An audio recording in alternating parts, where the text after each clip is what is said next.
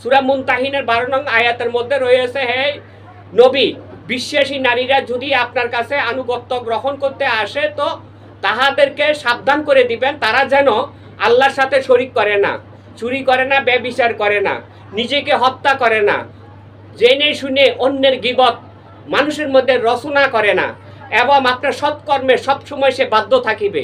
বলা হচ্ছে স্বামী আর স্ত্রী দুইজন যদি একমুখীভাবে কোনো দরবারে যায়, কেউ কম বুঝে কেউ সমান বুঝে, কেউ আইন বুঝে কেউ আইন বুঝে না, কিন্তু দুইজন একসাথে চলাফেরা করতে করতে এখানে আনুগত্য দুইজনেরই সমান হয়ে যাবে যদি আল্লাহ কবুল করে থাকেন।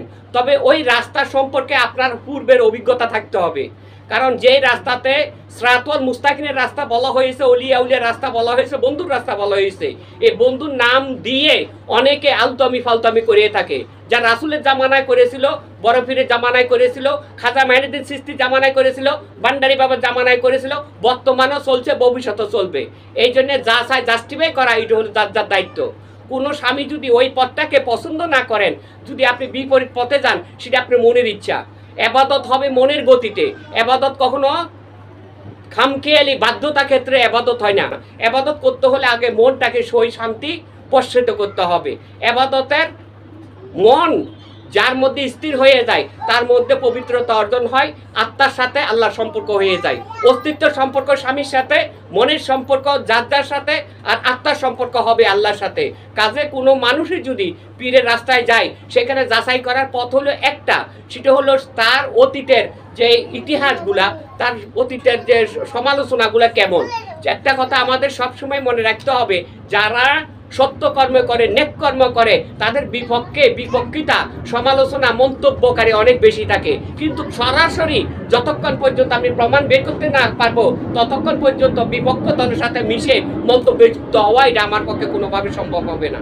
আর যদি কোনো স্ত্রী যদি ওই পথে যেতে চায় কোনো নারীর সাথে, সে নারীর সম্পর্কে আগে জানা থাকতে হবে সেই নারীর চরিত্র কি। যদি চরিত্র ভালো নারীর সঙ্গে যায়, এখানে বাধা দেওয়ার কোনো অধিকার থাকে না। এবাদত হলো যার যার মনের গতিতে হবে। যদি কোনো নারী স্বামীর অধীনে থাকা সত্ত্বেও স্বামী বুঝে না, বুঝতে পারে না, সময় দিতে পারে না, তাহলে স্বামীর পারমিশন দরকার আছে। স্বামী যদি নেক পথে পারমিশন দেওয়া এটা ফরজ। যদি স্বামী দিতে পারতেছে না, কার বুঝতে পারতেছে না, যদি সত্য পথ হয়ে থাকে, যাচাই জাস্টিফাই করা এটা দায়িত্ব। যাচাই জাস্টিফাই করার পরে যে দায়িত্বর কাজ শেষ হয়েছে, সত্য হিসেবে প্রমাণিত হয়েছে, তারপরে বাধা দেওয়া হচ্ছে, এটা হয় শিরিক কর্ম। এই সত্য পথে বাধা বিঘ্নতা সৃষ্টি করার অপর নামই হলো শিরিক কর্ম। এই শিরিক কর্ম থেকে আমি বাঁচবো, অন্যকে বাঁচাবো। কারণ আল্লাহ বলছে হক পথ, সত্য পথ, সিরাতুল মুস্তাকিমের পথ, বন্ধুর পথ, তাদের সাথে সম্পর্ক করলে আল্লাহর সাথে সম্পর্ক হবে। আজকে আমরা এই তাদেরকে যারা সত্য মানুষ, আল্লাহর বন্ধুর প্রতিনিধি, আল্লাহর রাসূল রূপে যারা রাসূলের সাথে সম্পর্ক করে ফেলছে, তাদেরকে কি করে ধুলার সাথে মিশিয়ে এই সমাজ থেকে শিক্ষিত, আমরা শিক্ষিত সমাজের আলেম, আমরা শিক্ষিত সমাজের আমির, তাদের কাছে মুরিদ হইলে আপনার সব কিছু সুস্থ হয়ে যাবে, এটা কখনো হবে না। যারা পীর হয় তাদের জীবনের ইতিহাস আছে, তারা দুনিয়ার দিকে কোনো লোভ লালসা করে না, দুনিয়াটাকে সম্পূর্ণ বিসর্জন দিয়ে একা হয়ে গেছে। কেউ জঙ্গলবাসী হয়েছে, কেউ রাস্তাবাসী হয়েছে, কেউ দুলার সাথে মিশে গেছে। ওইখান থেকে আল্লাহ পছন্দ করলে তারা আবার পুনরায় নির্বাচিত করেছে। সেই নির্বাচিত বন্ধুকে বলা হয়েছে ইন্নী জাইলুকুম ফিল আরদি খলিফাতান। ওই খলিফার মাধ্যম দিয়ে হলে রাসূলের সম্পর্ক, রাসূলের মাধ্যম দিয়ে হলে আল্লাহর সম্পর্ক। এর মধ্যে জাহিরি শিক্ষা শিক্ষিত হইতে পারে, জাহিরি শিক্ষা শিক্ষিত নাও হইতে পারে।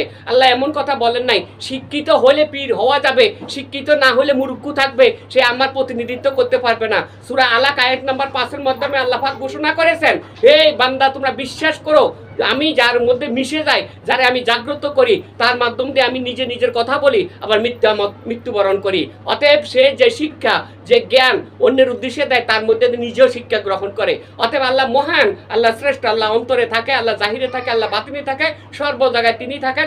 যদি আল্লাহর পবিত্রর সাথে আমরা মিশতে পারি, আমাদের চলার পথ সহজ হয়ে যাবে। সকলের প্রতি সালাম, আসসালামু আলাইকুম।